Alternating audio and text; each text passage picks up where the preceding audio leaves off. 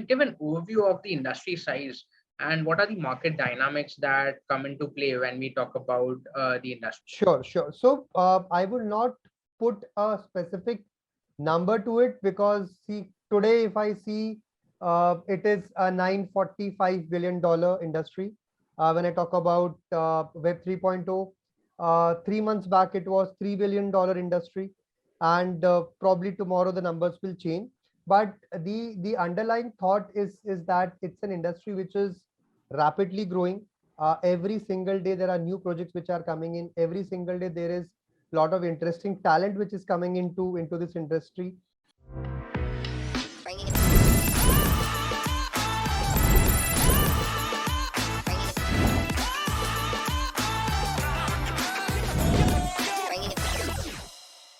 Hi Abhishek, how are you doing today? I am great. I am great. How are you? Great. So before we start with the discussion and delve deeper into the topic, let me set the context and pace of the session. So today we'll be talking about Web 3.0 and digital assets, right? So how we are evolving into a new world, right? So today we have Mr. Abhishek Singh, who is the co-founder and CMO at Acknowledger, right? So before we start the discussion, I'm curious to know more about your journey, and if you can shed some light over there, it will be Great. So yeah, I think I have been into entrepreneurship from last 12 years now. Started my journey with my first startup, which is called as Being Social. So I was fresh out of college, worked with few digital agencies, and way back in 2012, digital was a very new field. And thus, me and one of my founders, we decided to start with Being Social. It's a full-fledged growth hacking agency. Then in 2020, when during the lockdown, I got introduced to Bitcoin, and this is the first time I started, learning about it, understanding it. And then I met my other founder, Yash and Kuntal, and that's how we decided to go with Acknowledger, which is the product which we launched last year in 2021. We raised a good amount of funding of around 1.8 million US dollars. The token is currently trading in market. Product went live last month, and now we are in a bear market, but yeah, we are still building up and understanding, learning. I mean, in Web 3.0, it's a learning every single day.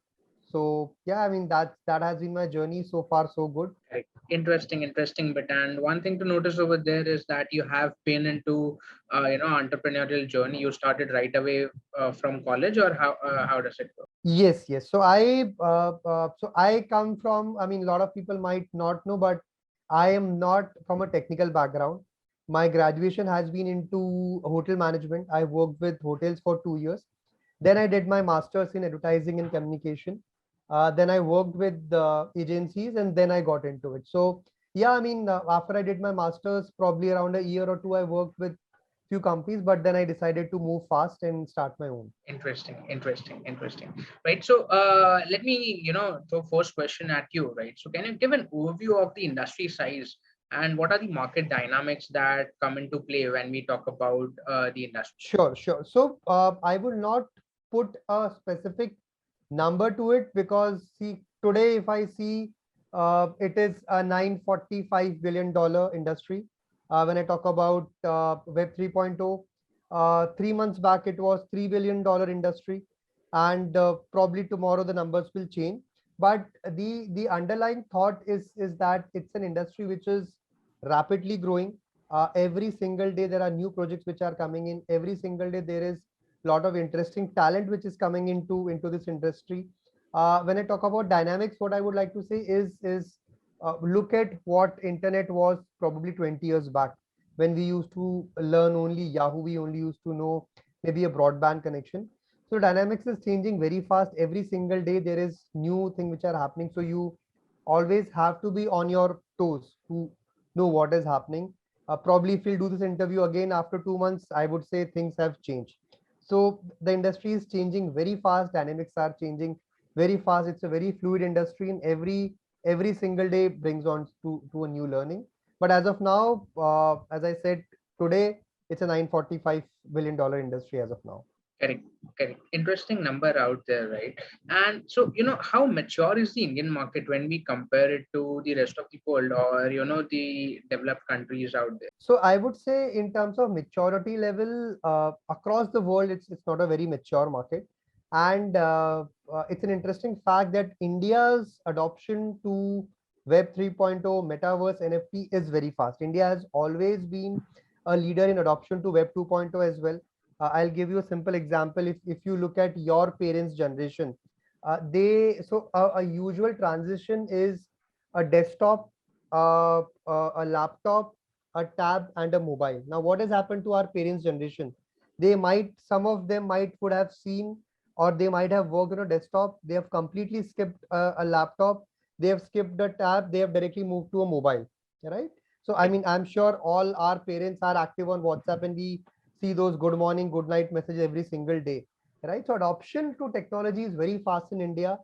It's growing very fast. In fact, one of the biggest companies, which is called as Polygon, which is one of the top 10, I would say top 10 leaders in the market, comes from Indians. So yes, Indians are very fast adoption, and I'm sure that in next 5 years we will lead Web 3.0 as well. So I'm very optimistic about it. Correct. Interesting fact you told right there, right? So, what are the key driving factors for Web 3.0 digital asset industry in India, right? So there must be several factors, but if you can highlight some of them. So I would start with positive factors, then I'll talk about negative factors. Because if you look at any industry, you should look at both the angles. So I would say from a positive angle, one is India is a very young population. So most of the population is under 35.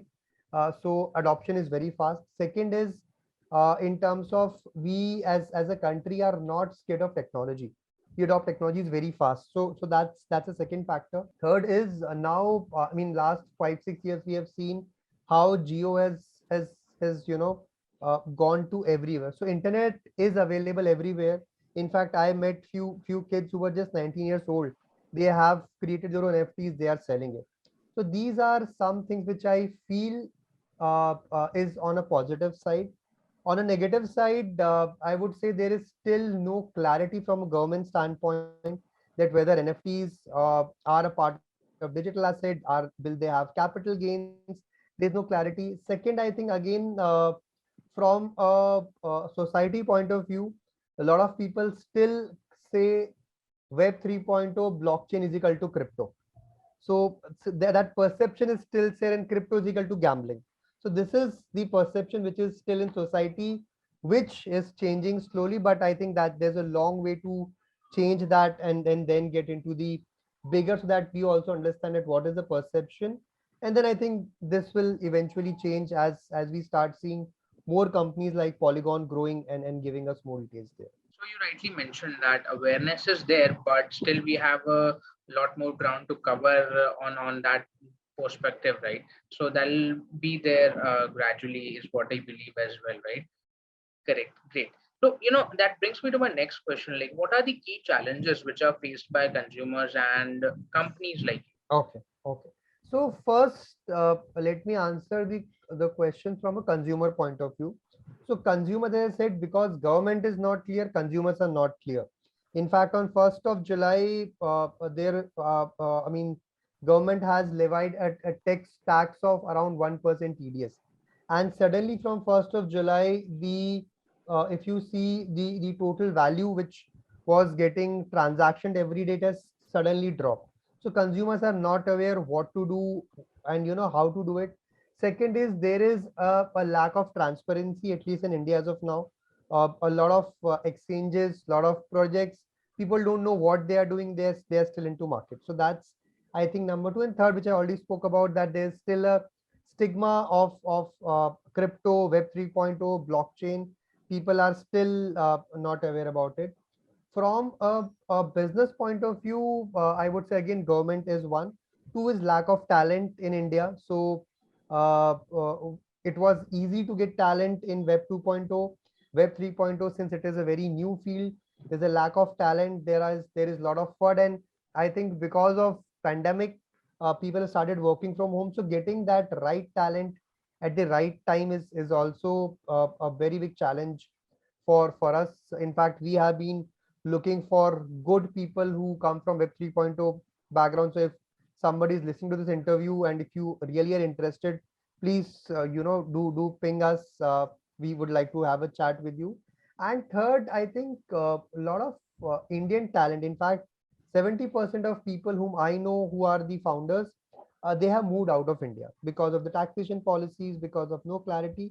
So I think this is something which, if government takes a solid stance, these things can change, and we can bring back the glory of Web 2.0. I mean, we have seen how Infosys, TCS, homegrown brands have captured the market in 2.0, and I think there's a very big movement which should happen, which will bring in more money to the government in India back if they support Web 3.0 entrepreneurs as well. Interesting, right? So, what is the solution that you are offering, and how is it different from other players who are probably out there in the market, right? So, Okay. yeah. Correct. So, what I discussed as the biggest challenge from a consumer standpoint, that there is no clarity, there is no transparency. So this is the problem which Acknoledger is trying to solve. What we are doing is we are creating, look at it from an angle of uh, maybe what Google did in Web 2.0. So we are trying to say solve the same problem. We are creating a search engine in which all your NFTs, all your metaverses are listed. You can go there, you can search for them, you can find out which is the best NFT for you, how many times it has been transitioned, how many times it has been transactioned, what is the cost value, which chain is it. So an end-to-end analysis, end-to-end solution from a consumer point of view for an NFT. So this is what we are doing, which is transparent, which is in public domain, and we are not charging anything from consumers for this. So it is free. It is a free service for anybody who wants to know about NFTs, about metaverses. That's what you're trying to solve here. Interesting. So, you are, building a search engine which is primarily focused on NFT, non-fungible tokens. Is it what, right? Correct. NFTs and metaverses both. Correct. Correct. Interesting, right? So, I'm sure, since the inception, there might have been several contributions that you might have made to the industry, right? So, if you can highlight one or two of them. So UCNs is the contribution which we have made for the industry. It is called as Unique Content Numbering System, which is just to simplifying things for you. You are a content creator. Everybody is a content creator these days. Now what happens is let's say you upload this content on YouTube. I download it and I upload it back on YouTube. YouTube would be able to track that and it will flag that content, right? It will, though, I mean, that's the simplest system. But let's say if I download this content, I convert into a podcast and I upload it on my own channel. Now podcast won't be able to judge that where it has been taken. If I download this content, upload it on Facebook, upload it on Vimeo, nobody can track me. So as a content creator, if you are creating amazing content, now whether it is in a format of let's say a video, audio, image, or anything, you don't have any control once it goes out in market. So what we are creating is, to simplify things, we are creating an insurance system. For example, you have created this content, you put it on, you take a UCNS number for it, which is exactly like how you, for every book, there's something called as ISBN number, right? So in the same format, every content you can take a UCNS number, and if anybody copies it, you will get to know, and then you can claim that content. So it's a very simple insurance for the content which you are creating. You might be making millions of it, but it's a small amount which insures your content so that nobody can take it from you. So that's one of our biggest contribution which we are creating for the industry. Interesting bit right there, because as we know that creator economy is something which is rapidly growing, and over the period of last, I would say, let's say 12 or 24 months, it has grown tremendously across the Correct. world, right? So that's quite interesting, but you mentioned over there, right?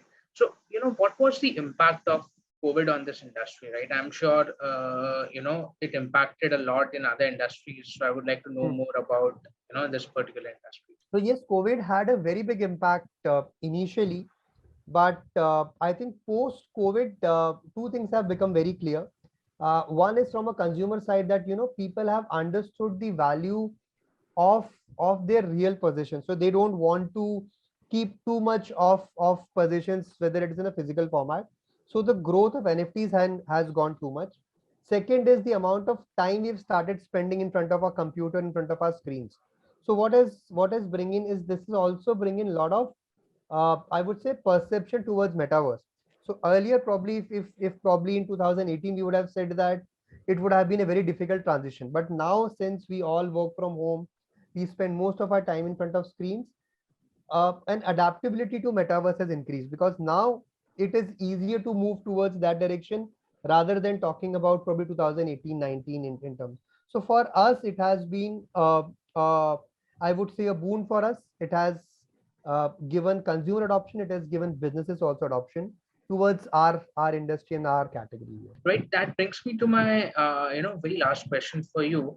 Where do you position yourself, or rather Acknowledger, in next 3 years or so? Okay, okay. So, I mean, from our positioning statement, currently we say we are a gateway to metaverse. So if you want to enter into any kind of metaverse, we are somebody who helps you out this. But going further, we have bigger plans. We are bringing in a lot of new applications. We are bringing in a lot of new products and services as well within the ecosystem. Currently, we already have got around 100 partnerships with multiple brands, and going forward we want to capture all the NFT marketplaces, all the NFTs, all the metaverses. So the future is going to be bigger than Acknowledger, bigger than what we are seeing currently, and seeing the adoption towards NFTs and metaverse. I think that, I mean, probably what we are thinking we'll do in 3 years, we might do it in 1.5 year as well. So that time will also get cut short very fast. Interesting, right there. So it was indeed a very insightful session for me, and I'm sure for a lot of people out there, right, Abhishek? So it was a pleasure having you here at Startup Story, right? Great. So lovely discussion. Sure. Thank you. Thank you very much. Thank you everyone for listening to this story. Thanks, Abhishek.